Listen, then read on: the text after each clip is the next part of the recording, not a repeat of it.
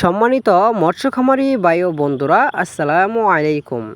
আজকে আমি আপনাদের সামনে নিয়ে আসলাম অরিজিনাল চিতল মাছের পোনা নিয়ে।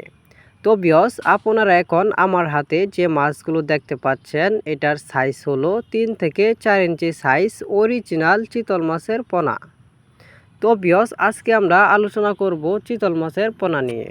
তো ভিউয়ার্স, আপনারা আমার এই ভিডিওটি কেটে কেটে না দেখে সম্পূর্ণ ভিডিওটি দেখুন। আর ভিডিওটি দেখার পরে অবশ্যই আপনারা জানতে পারবেন যে অরিজিনাল চিতল মাছ কীভাবে পুকুরে অথবা বায়োফ্লোকে চাষ করতে হয়।